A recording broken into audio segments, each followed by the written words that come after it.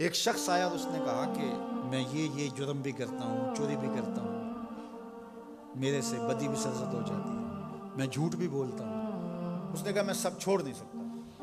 تو میرے آقا نے فرمایا کہ تو جھوٹ چھوڑ دے، میرے سے وعدہ کر کے تو نے جھوٹ نہیں بولا۔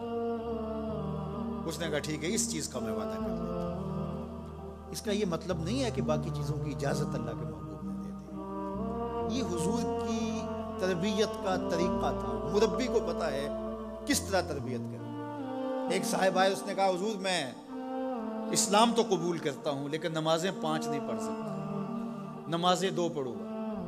مسند امام محمد بن حنبل میں روایت۔ تو آقا کریم نے فرمایا ٹھیک ہے، 2 نمازوں پر اس کو بیعت کر لیا۔ اس نے جب 2 پڑھی، اس نے کہا میں تو تہجد بھی پڑھوں گا۔ 2 نمازوں کا چسکا، 2 نمازوں کی لذت آئی تو اس نے کہا میں باقی 3 کیوں چھوڑوں۔ تو یہ طریقہ تھا، تو اس سے یہ عہد لیا کہ تم نے جھوٹ نہیں بولنا۔ اب جب چوری کو جی چاہا، ماحول پیدا ہوا، تو سوچا کہ اللہ کے رسول نے اگر یہ پوچھ لیا کہ چوری کی تو حضور سے یہ تو عہد ہے جھوٹ نہیں بولنا، تو پھر حضور کو بتانا پڑے گا کہ میں نے چوری کی ہے۔ تو یہ تو حضور کے سامنے شرمندگی تھی، چوری چھوڑ دی۔ پھر کہا کہ جب بدی کو جی چاہا، طبیعت میں غلبہ ہوا گناہ کا، تو پھر سوچا کہ اگر رسول اللہ نے پوچھ لیا تو جھوٹ تو بولنا نہیں، تو پھر حضور کے سامنے شرمندگی ہوگی، کیا بتاؤں گا حضور، برائی بھی چھوڑ دی۔ شرمندگی کسی کے سامنے نہ ہو، یہ حیا ہے۔ جب حیا کسی کا پیدا ہو جاتا ہے تو پھر اعمال میں اعتدال پیدا ہو جاتا ہے، اعمال میں خوبصورتی پیدا ہو جاتی ہے، اچھے اور صالح اخلاق نصیب ہو جاتے ہیں۔ اس لیے ہمارا دین ہمیں حیا کی تعلیم دیتا ہے، بڑوں کا حیا اس کی تعلیم دیتا ہے۔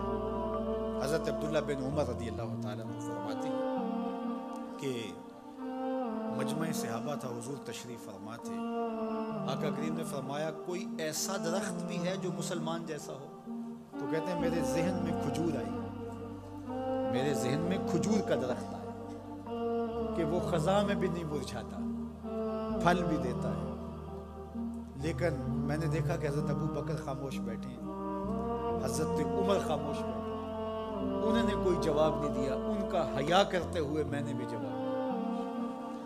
بعد میں حضور نے فرمایا کہ کھجور کا درخت ہے۔ کہتے ہیں میرے دل میں بھی یہی تھا اور میں بولنا چاہتا تھا، لیکن ان بڑوں کا حیا کرتے ہوئے، میں چھوٹی عمر کا تھا، میں نے۔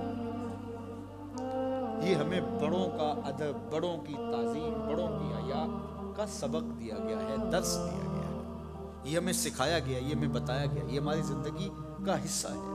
حتیٰ کہ حیا تو چھوٹے سے بھی ہے، بہت سارے ایسے کام ہیں چھوٹے بچوں کے سامنے جائز بھی ہوں تو ہم نہیں کرتے، کہ یہ بچوں کے سامنے کہنے کی بات نہیں ہے، یہ بچوں کے سامنے کرنے کا کام نہیں ہے۔ جائز امور بھی ماں باپ کے سامنے، بڑوں کے سامنے نہیں کیے جاتے۔ تو یہ آداب میں سے کسی کے سامنے جو ہے وہ اپنے ناک کو جھاڑنا، یہ حیا کے منافی ہے۔ کسی کے سامنے زور زور سے کھانسنا، اگر اس طرح کی ضرورت ہو تو آپ باہر اٹھ کے چلے جائیں یا اس آواز کو دبانے کی کوشش میں لگے رہیں۔ اس طرح خروج ریح ہے، بندہ مجبور ہو جائے تو الگ بات ہے، ورنہ حیا کا تقاضا یہ ہے کہ مجلس کے اندر موجودگی میں اس سے گریز کیا جائے، حتیٰ کہ اس کی سمیل پھیلے اور دوسروں کو تکلیف پہنچے، یہ بھی حیا کے منافی۔ اللہ اکبر۔ تو یہ بات ذہن میں رکھیے گا کہ حیا ہمارا دین ہے اور ہمیں حیا اختیار کرنے کی تلقین کی گئی۔